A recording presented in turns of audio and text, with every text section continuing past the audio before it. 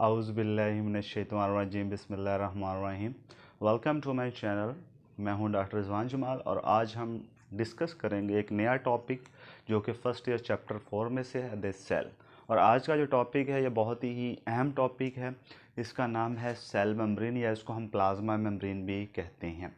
Plasma membrane जो है ये बोर्ड के अंदर लॉन्ग क्वेश्चन के तौर पे आ सकता है। कौन कौन से शॉर्ट आ सकते हैं, ये इसमें से कौन कौन से एमसीक्यूज आ सकते हैं, ये आज की वीडियो के अंदर हम डिस्कस करेंगे। तो पहले नंबर में आपको बता दूं कि ये जो प्लाज्मा मेम्ब्रेन है ये आपने बोर्ड के पॉइंट ऑफ व्यू से लॉन्ग के तौर पे आपने प्रिपेयर कर लेना है। अच्छा, अब इसमें दो तरह के लॉन्ग आ सकते हैं, शॉर्ट भी आ सकते हैं। वो मैं जैसे जैसे आपको टॉपिक आगे हम गो थ्रू करते जाएंगे वैसे वैसे मैं आपको गाइड करता जाऊंगा। पहले नंबर पे जो प्लाज्मा मेम्ब्रेन है इसका दूसरा नाम इसको हम सेल मेम्ब्रेन भी कहते हैं। तो याद रखना है, इसको हम सेल मेम्ब्रेन भी कहते हैं। ये इसका दूसरा नेम है, प्लाज्मा मेम्ब्रेन भी इसको हम कहते हैं। अच्छा, अब अगर एनिमल सेल की बात की जाए तो एनिमल सेल में ये सबसे बाहर वाली बाउंड्री होती है, मतलब सबसे बाहर सेल में जो स्ट्रक्चर पाई जाती है उसको हम सेल मेम्ब्रेन या प्लाज्मा मेम्ब्रेन कहते हैं। इसके अलावा एनिमल सेल में जो भी चीज़ पाई जाएगी वो सारी सेल मेम्ब्रेन के अंदर की तरफ होगी, जैसा कि लास्ट वीडियो के अंदर मैं आपको पहले भी बता चुका हूँ। जिस तरह हम कह लेंगे सेल है तो ये सेल की सेल मेम्ब्रेन है और ये मैंने एनिमल सेल बनाया है, ठीक है। ये है सेल मेम्ब्रेन।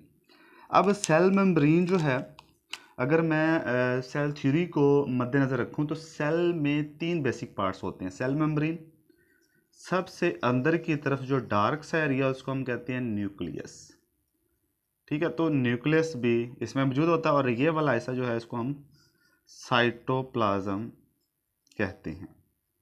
इसके अलावा इसमें यहाँ पे डिफरेंट जो ऑर्गेनेलीज हैं वो पाई जाती हैं जो कि साइटोप्लाज्म के अंदर होती हैं।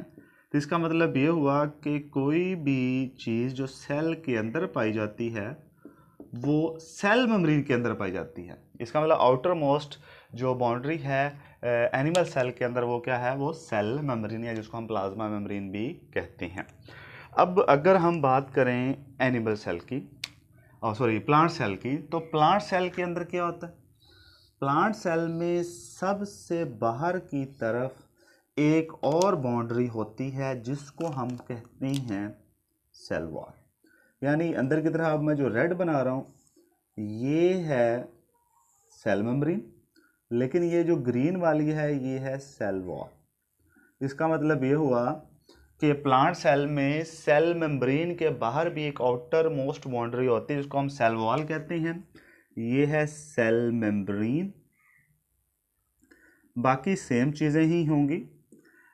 इसमें साइड पे कह लें छोटा सा एक न्यूक्लियस पाया जाता है यहाँ पे, और इसके इर्द गिर्द या सेंट्रल वैक्यूल होता है, ठीक है। इसके अलावा इसमें यहाँ पे साइटोप्लाज्म में छोटी छोटी ऑर्गेनेलीज पाई जाती हैं, ठीक है। इसका मतलब यह है कि प्लांट सेल में बाहर की तरफ सबसे सेल वॉल होती है और अंदर सेल मेम्ब्रेन होती है, जबकि एनिमल सेल में सेल वॉल होती ही नहीं है। इस वजह से सबसे बाहर वाली जो कवरिंग है वो बाउंड्री वो क्या है, वो सेल मेम्ब्रेन होती है। अच्छा, अब अगर हम सेल मेम्ब्रेन की कंपोजिशन की तरफ आएँ, सेल मेम्ब्रेन बनी की चीज़ क्यों है? क्योंकि सेल के बाहर तो ये बाउंड्री है, लेकिन ये बाउंड्री की चीज़ की बनी, केमिकली किस चीज़ की ये बनी हुई है? तो ये बेसिकली दो चीज़ों की बनी होती है। एक होती है प्रोटीन, और जो प्रोटीन है वो 60 to 80% होती है सेल मेम्ब्रेन के अंदर। इस तरीके से लिपिड्स की बनी होती है। लिपिड जो है वो 20 से 40% होते हैं। इसके अलावा थोड़ी बहुत अमाउंट में इसमें पाए जाते हैं कार्बोहाइड्रेट। वो मैं आगे जैसे आपको डायग्राम के जरिए बताऊंगा उस वक्त मैं आपको एक्सप्लेन कर दूंगा कौन से कार्बोहाइड्रेट हैं, कौन सी प्रोटीन है, कौन से लिपिड्स हैं, वो आगे जाकर हम देखते हैं। अच्छा, अब ये तो हो गया प्लाज्मा मेम्ब्रेन की कंपोजिशन के बारे में, और हमने ये भी इंट्रोड्यूस करवा दिया है आपको कि सेल मेम्ब्रेन होती क्या असल में। किसी भी सेल की आउटर मोस्ट जो बाउंड्री है एनिमल सेल में उसको हम सेल मेम्ब्रेन या प्लाज्मा मेम्ब्रेन कहते हैं, जो कि सेल को डेफिनेट शेप देती है, उसकी प्रोटेक्शन करती है। अब सेल मेम्ब्रेन की स्ट्रक्चर के बारे में दो मॉडल पेश किए गए हैं। पहला जो मॉडल पेश किया गया था उसको कहते हैं यूनिट मेम्ब्रेन मॉडल, ठीक है। Unit membrane model of cell membrane. अब ये शॉर्ट क्वेश्चन के तौर पे आ सकता है, ठीक है। ये बहुत ही अहम शॉर्ट क्वेश्चन है, अक्सर पूछ लिया था शॉर्ट क्वेश्चन के अंदर कि यूनिट मेम्ब्रेन मॉडल क्या है। तो यूनिट मेम्ब्रेन मॉडल को अगर आपने समझना है तो उसके लिए बेसिक तौर पे एक चीज़ आपको पता होना चाहिए। सैंडविच आपने खाया ही होगा, तो सैंडविच को माइंड में रखें, आपको यूनिट मेम्ब्रेन मॉडल समझ आ जाएगा सेल मेम्ब्रेन का। अब आप देखें सैंडविच जो होता है उसमें ऊपर की तरफ स्लाइस होती है, नीचे की तरफ भी स्लाइस होती है। जो ऊपर स्लाइस है ब्रेड है और नीचे ब्रेड है, ये समझ लेंगे प्रोटीन है, ठीक है। और दो ब्रेड के दरमियान में हम कोई आप कह सकते हैं कोई चीज़ लगाते हैं, जिस तरह हम कह सकते हैं मटन लगा देते हैं, चिकन लगा देते हैं, या हम कह लें शामी लगा देते हैं, कोई भी चीज़ दरमियान में जो लगाते हैं। तो वो जो दरमियान में लगाई गई है वो लिपिड्स हैं, और ऊपर और नीचे क्या है, प्रोटीन की लेयर्स हैं।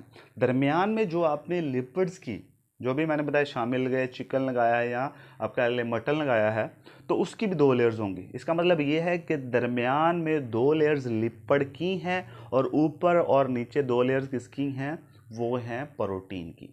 तो इस तरह से अगर मैं कहूँ, डिफाइन इस तरह से करूँ, लिपिड बाई लेयर, मैंने कहा है लिपिड की दरमियान में कितनी लेयर, दो लेयर। लिपिड बाई का मतलब होता है टू लेयर, यानी लिपिड की दरमियान में दो लेयर्स हैं, जिनके आउटर और आप कह लें इनर, या आप कह लें आउटर साइड पे और लोअर साइड पे आप कह सकते हैं, या अपर साइड पे लोअर साइड पे भी आप कह सकते हैं कि lipid by layer sandwich between upper protein layers and lower protein layers, this is called unit membrane model. जैसा कि डायग्राम में आपको ये दिखाया जा रहा है कि ऊपर मैंने क्या किया है, ये आप कह लें कि एक स्लाइस है, नीचे ब्लैक वाला स्लाइस है।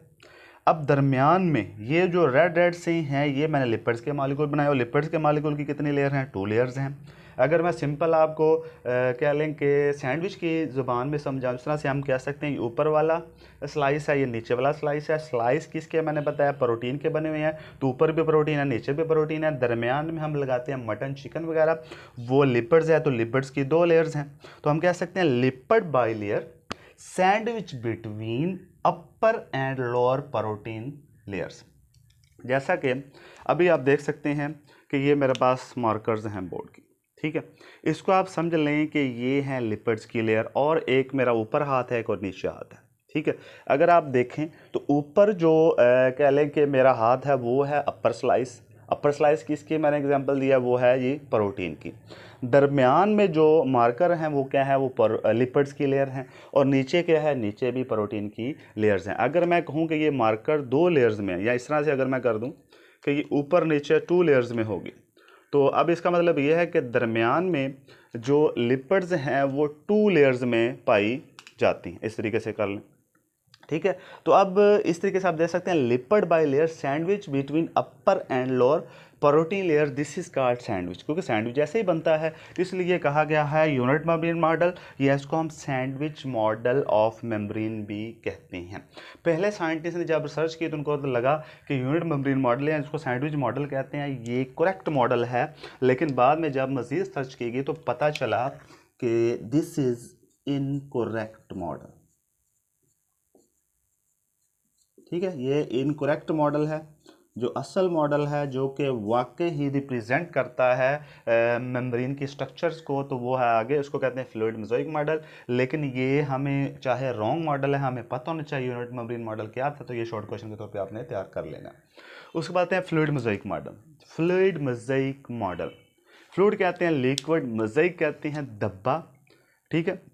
मतलब हम कह सकते हैं कि एक ऐसा सूप, सूप कह लें आप, उसमें आप देखते हैं छोटे छोटे जो हैं वो सब्जियां तैर रही होती हैं।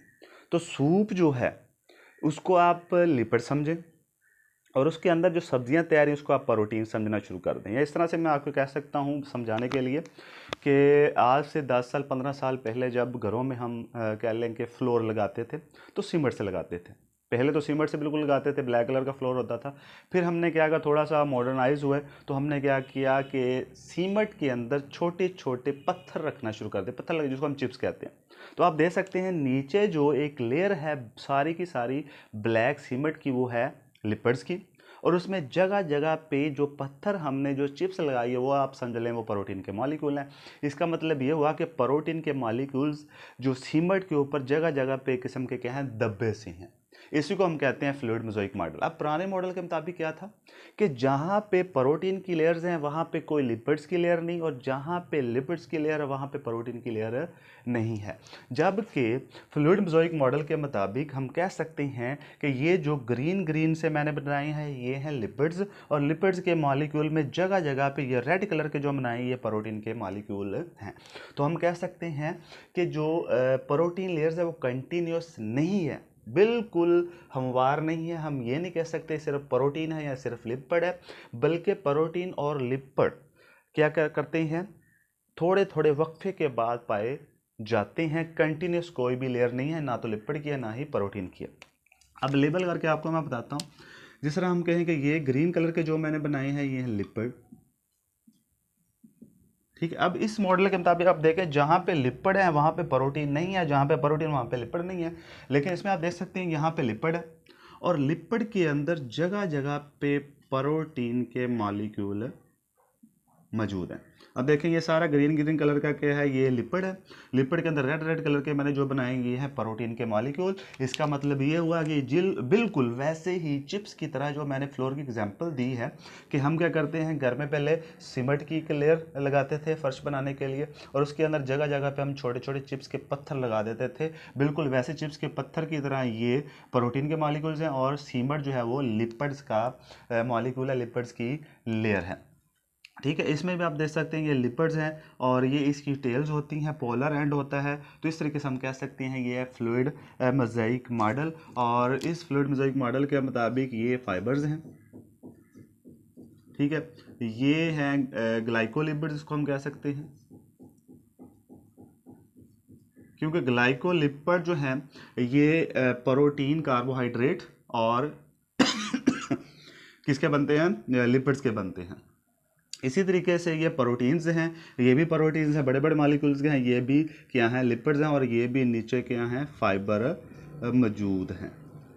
तो ये था फ्लूइड मोज़ाइक मॉडल। और बाज़ दफ़ा ये लॉन्ग क्वेश्चन इस तरह से भी आ सकता है, राइट और not an unit memory model and fluid mosaic model, और दोनों की डायग्राम जो है वो बनाना ज़रूरी है, और इसी के ही एक्स्ट्रा आपको क्या ले नंबर मिल सकते हैं। मतलब ये है कि अगर आप डायग्राम नहीं होगी तो कुछ ज़्यादा आपको नंबर जो एग्जामिनर है वो दे सकता है।